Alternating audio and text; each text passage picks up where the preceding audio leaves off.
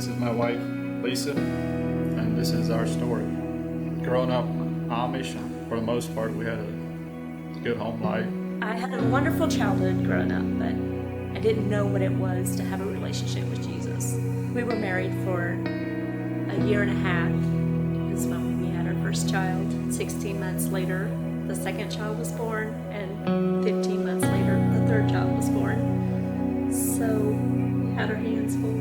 Yeah, it wasn't easy. It was hard with 3 children, just getting married. And right at the time I started a business, when I kind of noticed some cracks and stuff in our marriage, I kind of felt I could do anything good enough for her. And that's when I would withdraw and be silent, because that was always but that's how we grew up, is you don't share, you don't tell anybody. And I put all my energy and stuff into my horses and the kids. So one day, Kevin confessed to me that he had been faithful. A shock went through me, and my heart just felt like it was torn in two. It just was a downhill spiral for me, not feeling beautiful enough, loved enough. But I did know that I wanted to go get help. And I think what helped me was Kevin. I could see he was repentant, and he was so sorry. Decided we needed help and went to Freedom Hills to try to work it out. I found a lot of freedom there because I could share stuff that I was never gonna tell anybody. So after Freedom Hills, we walked through 2 miscarriages, and it was a tough time. And then our 4th beautiful daughter was born. Then slowly but surely, we just started seeing things go back to how it was. I started withdrawing or just shutting down. Basically back to square one. Like I wanted to run away with the children, but I didn't know where.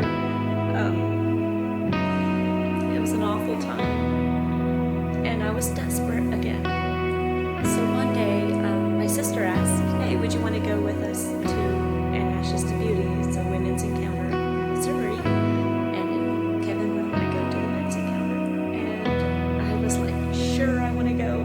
For the most part, it's you and God, and men share their testimonies, and there's other guys out there going through the same thing that I was going through. That's where I finally found true freedom. There's men there from all walks of life.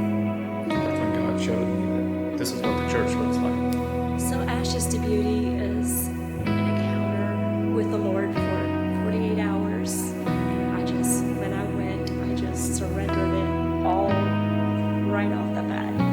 I didn't hesitate. I wanted that change. I was so on fire going back home.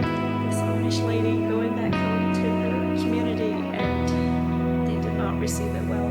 And I remember some friends telling me that I want to try to not talk too much of wordy words.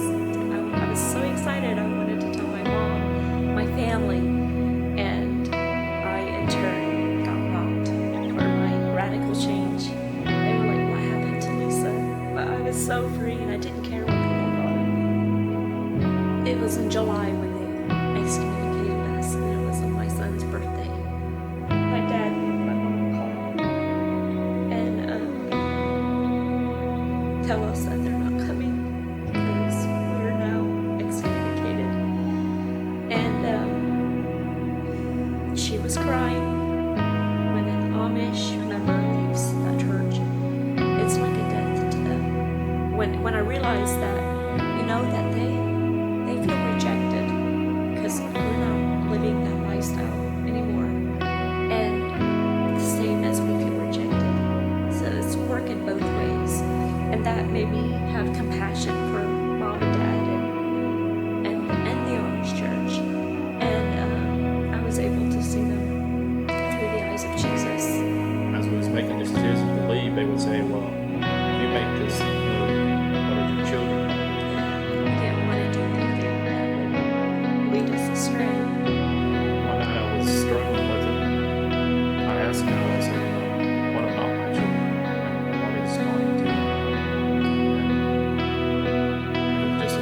Dave, he said, you keep coming after me and I'll take care of your children. And people kept telling us, that if you move, it distance and time will heal. And so we just started looking, and He asked if I could join you in fasting and praying where to meet. and we've got a friend that had just moved. He had just moved down here, and he texted me one day and asked what it would take, and I was like, I never dreamed I'd move to Florida.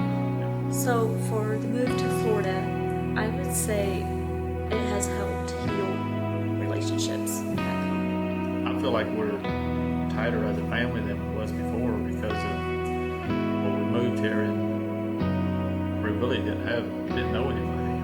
So we depend on each other and God. This might sound crazy, but I'm grateful for the trials and everything that God took us through. It just drew us closer to God, and what the enemy meant for evil, God turned it into good. Like, would I rely on God as much now? As far as being grateful is, I still daily thank God thank you for His blood.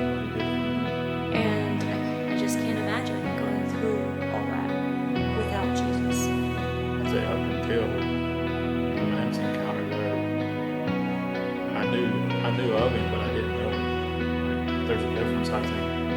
I'm so grateful that He made Himself known to me. Sharing our story, I hope it helps people. That's my heart cry, is that people would, especially for men, just find somebody to share. There's hope. God saved our marriage.